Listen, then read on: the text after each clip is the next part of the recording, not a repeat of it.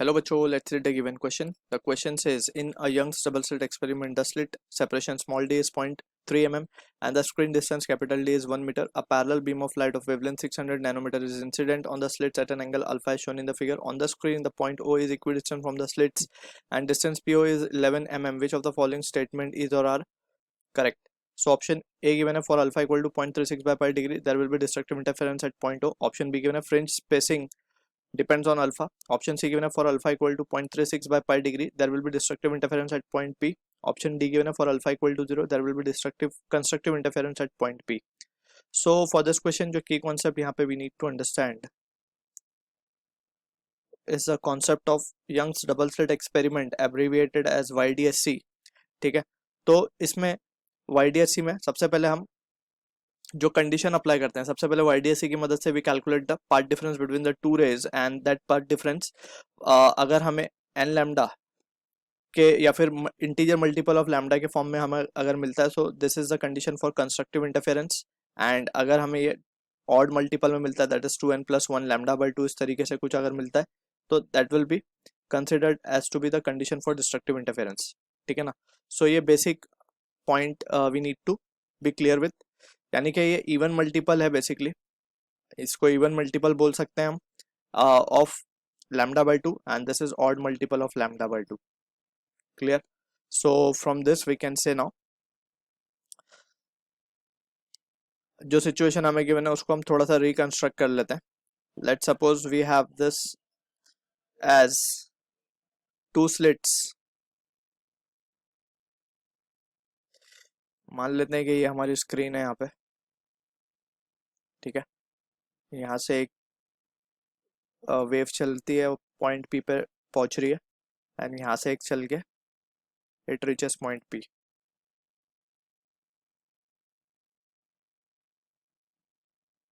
ठीक, ये point P है हमारा. इसको मान लेते हैं ये S1 स्लिट है, ये है हमारे S2 स्लिट. यहाँ लिख देते हैं S1 एंड S2. ठीक है, यहाँ पे ये हमारा सेंटर पॉइंट है O.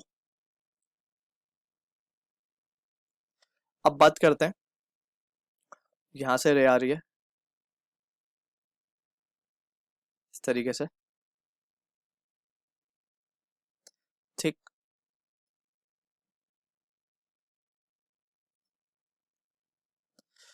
अब यहाँ पे अगर हम देखें ध्यान से तो जो रे का एंगल है यहाँ पे, इस तरीके से हम देख सकते हैं कि जो एंगल फॉर्म हो रहा है यहाँ पे,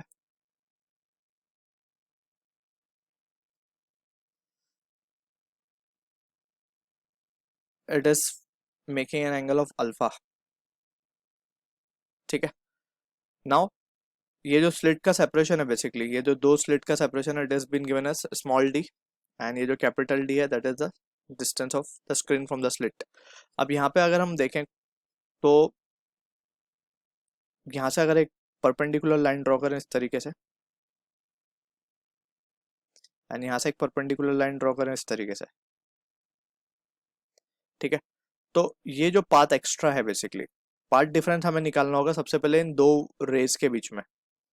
ठीक है ना, तो ये दो रेस के बीच में जो पाथ डिफरेंस होगा, सबसे पहले तो हम ये देख सकते हैं कि ये एक पाथ डिफरेंस है यहाँ पे और ये एक पाथ डिफरेंस है यहाँ पे. इसको बोल देते हैं डेल्टा x2, इसको बोल देते हैं डेल्टा x1. तो टोटल पाथ डिफरेंस जो पॉइंट P पे पहुंचने तक का आएगा, that will be delta x will be equals to delta x1 plus delta x2. डेल्टा x1 की अगर हम बात करें from the figure we can see ये एंगल कितना हो जाएगा, हमारा अल्फा हो जाएगा. तो ये एंगल अल्फा, ये 90, तो ये 90 माइनस अल्फा हो जाएगा, तो ये अल्फा हो जाएगा. अब ये अल्फा हो गया तो सामने वाला अगर हम देखें ये डिस्टेंस d है, तो ये जो डेल्टा x1 की वैल्यू कितनी आ जाएगी, delta x1 will be equals to D sine alpha, nothing but D sine alpha. ठीक है, तो यहाँ पे सब्सटीट्यूट कर देंगे D sine alpha plus similarly delta x2 की बात अगर हम करें तो हम मान सकते हैं कि क्योंकि ये स्क्रीन का डिस्टेंस काफी ज्यादा है compare to the distance between the two slits, हम मान सकते हैं ये जो एंगल यहाँ पे थीटा फॉर्म कर रहा है, अगर ये बीच में से एक लाइन अगर हम ड्रॉ करें and this is form making an angle theta, ये एंगल अगर थीटा बन रहा है तो ये एंगल भी हमारा थीटा हो जाएगा यहाँ पे. ठीक है, और ये अगर थीटा हो गया यहाँ पे तो वी कैन से डेल्टा x2 की वैल्यू आ जाएगी डी साइन थीटा. तो यहाँ पे हम लिख देंगे डी साइन थीटा. क्लियर है. अब फ्रॉम द सिचुएशन हम लिख सकते हैं इसको D sine alpha, D sine alpha, and इसको हम लिख सकते हैं, क्योंकि एंगल बहुत छोटा है थीटा, तो हम इसको टेन थीटा के अप्रोक्सीमेट भी कर सकते हैं, या फिर सिंपली थीटा भी बोल सकते हैं इसको, या फिर अभी हम टेन थीटा बोल रहे हैं because we have to use the geometry. तो यहाँ पे हो जाएगा D sine alpha plus D into tan theta को हम लिख सकते हैं अपोजिट, ये अगर डिस्टेंस हम मान लेते हैं y है तो अपोजिट अपॉन एडजेसेंट यानी कि y बाई डी, तो ये वैल्यू आ जाएगी हमारे पास।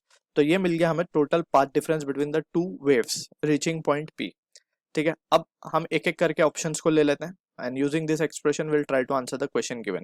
क्लियर। सबसे पहले अगर हम बात करें अल्फा को, अगर हम जीरो ले लें, अल्फा को अगर हम जीरो ले लें, हम ऑप्शन डी को चेक कर रहे हैं पहले, तो for option D if we take alpha to be zero, तो डेल्टा एक्स क्या आ जाएगा, delta X implies that delta x will be just Y D upon capital D, right. And अब हम वैल्यूज को अगर सब्सटीट्यूट कर दें तो वी कैन सी, इसको थोड़ा सा सही से लिख लेते हैं, therefore we can say delta x जो आ रहा है हमारे पास, that is y is been given as 11 mm, तो 11 mm means 11 into 10 raised to minus 3 into small d की बात करें तो 0.3 mm है, तो इसको 3 into 10 raised to minus 4 लिख देते हैं, डिवाइडेड बाय, मीटर में कन्वर्ट करने के बाद divided by d, d is 1। तो यहाँ पे इसको सॉल्व करने पे वी कैन सी ये वैल्यू आ रही है 3300 nanometre, 3300 nanometre, right, 33 nano 100 nanometre आ रहा है डेल्टा एक्स। तो इसको अगर हम देखें, हमें वेवलेंथ कितना गिवन है, वेवलेंथ हमें गिवन है 600 नैनोमीटर, तो it is coming out to be 5.5 lambda के बराबर आ रहा है ये। ठीक है ना, तो पार्ट डिफरेंस जो है हम देख सकते हैं, it is coming out to be 5.5 lambda, यानी कि हम क्लियरली देख सकते हैं कि this is the case of destructive interference. ठीक है ना, क्योंकि ये एन लैम्डा, क्योंकि इंटीजर मल्टीपल अगर आता सिंपली तो हम कंस्ट्रक्टिव बोलते हैं इसको, but we are getting it as to be the odd multiple. ठीक है ना, इसको हम 5 बाय ये 11/2 लिखा जाएगा ये एक्चुअली। ठीक है, 11/2, तो 11 एक ऑड नंबर है, ठीक, so odd multiple of lambda by 2 आ रहा है ये हमें। ठीक है, तो this will be the case of destructive interference not constructive, यहाँ पे ऑप्शन में हमें कंस्ट्रक्टिव बोला गया, तो डिस्ट्रक्टिव इंटरफेरेंस होगा यहाँ पे। So we can say option D जो है वो तो हमारा इनकरेक्ट हो गया, राइट। अब हम 0.36 डिग्री लेके चेक करते हैं पॉइंट पी पे ही, तो पॉइंट पी पे हम ऑप्शन सी को भी अब चेक करते हैं। तो 0.36 बाय पाई डिग्री लेना है अल्फा, तो हम यहाँ पे पहले डेल्टा एक्स की वैल्यू लिख लेते हैं, तो we can write therefore for C option अब चेक करें, डेल्टा एक्स का पहले एक्सप्रेशन लिख लेते हैं। डेल्टा एक्स का एक्सप्रेशन क्या था, d sine alpha plus y D upon d. अब यहाँ पे हमें क्या लेना है, alpha is equals to 0.36 upon pi, right. इसको थोड़ा यहीं सिंप्लीफाई कर लेते हैं, 36 इंटू 10⁻² बाय पाई। ठीक है, डिग्री में है ये। Now we can say therefore delta x क्या आ जाएगा, डी, डी हमारे पास है बेसिकली कितना 0.3 mm, या फिर 3 into 10⁻⁴ metre into 36, sorry sine of. अब क्योंकि वी कैन सी अगेन कि ये अल्फा जो है basically it is again a very small value. ठीक है, it is been given incident angle alpha. अब ये 0.36 बाय पाई अगर देखें तो it is actually very small, तो साइन अल्फा, अगर अल्फा बहुत छोटा होगा तो साइन अल्फा अल्फा के बराबर ही हो जाता है, right, that we have already studied, तो हम इसको जस्ट अल्फा ही लिख लेंगे। तो alpha will be what 0.36 by pi, और सिंपली जो वैल्यू हमने निकाली है 36 10⁻² by pi plus y d by d, तो हमने ऑलरेडी कैलकुलेट किया था, वाई डी बाई डी कितना आया था हमारे पास, ये तो था 3300 नैनोमीटर, तो इसको सिंपली 3300 ही लिख देंगे यहाँ पे। अब इसको जब हम सिंप्लीफाई कर रहे हैं तो ये वैल्यू हम देख सकते हैं कि कितनी आएगी हमारे पास, this value comes out to be 10⁻⁻6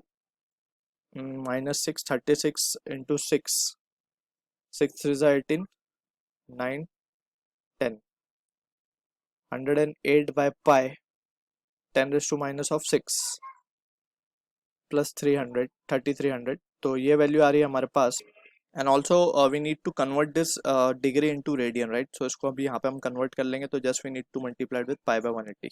ठीक है, तो यहाँ से इसको सिंप्लीफाई करेंगे तो ये पाई से पाई कैंसिल हो जाएगा, एंड इसको जब हम सिंप्लीफाई करेंगे तो इट विल बी 36 3 एंड ये आएगा 36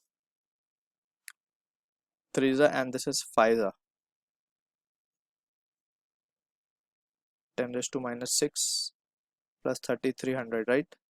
तो इसको जब हम सिंप्लीफाई करेंगे that will be equal to 0.6, कितना आएगा 0.6 10 raised to minus 6, यानी कि 600 नैनोमीटर बोल सकते हैं इसको। 600 nanometre plus 300 nanometre that will be giving us the value as 3900 nanometre, right. अब इसको अगर हम देखें तो ये कितना आ रहा है basically, this is coming out to be, हमें लैम्डा गिवन है 600 nanometre, right.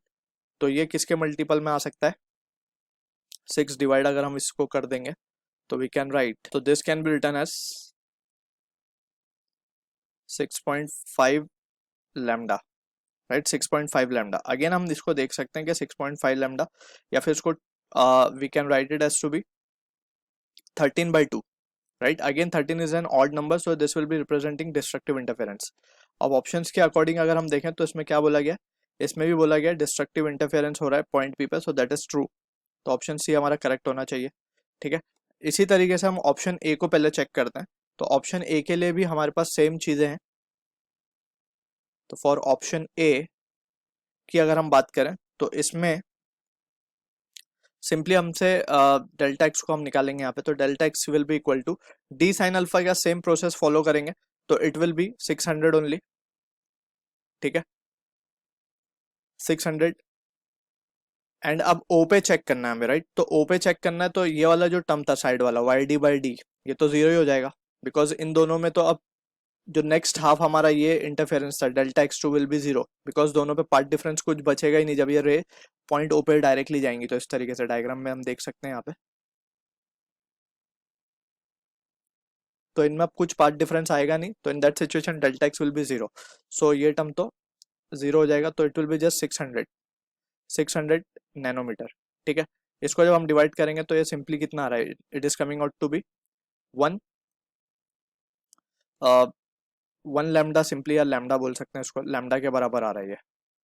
So again we can see this is nothing but the odd multiple we are getting of lambda. Lambda by 2 भी अगर हम इसमें करें, सॉरी इसमें अगर हम 2 और 2 मल्टीप्लाई कर दें तो it is getting even multiple of lambda, ठीक है ना। तो we can see now even multiple of lambda by 2 आ रहा है, दैट मीन्स कि this will be representing what, constructive interference. यहाँ पे बोला क्या गया, it is destructive, so option A को भी डिस्कार्ड कर सकते हैं हम, ठीक है ना। सो फ्रॉम दिस सिचुएशन अब ए भी हो गया, अब फाइनली बी चेक करना है। Fringe spacing depends on alpha. Fringe spacing का मतलब है बेसिकली यहाँ पे it is meant about fringe width, ठीक है। So we can write fringe spacing of fringe width, जिसको हम बीटा से डिनोट कर रहे हैं, तो beta is nothing but is given by the expression y D upon capital D, right. So this is what the expression for fringe spacing और fringe width we need to keep in mind। अब यहाँ पे हम देख सकते हैं कि expression में कहीं भी अल्फा पे डिपेंड नहीं कर रहा है, that means the incident angle जो है alpha that is been given it is independent of that. तो फ्रिंज स्पेसिंग बोलना कि it depends on alpha, this is again incorrect. तो हमारा option just C will be the correct answer for this question. So I hope you understood the solution. All the best.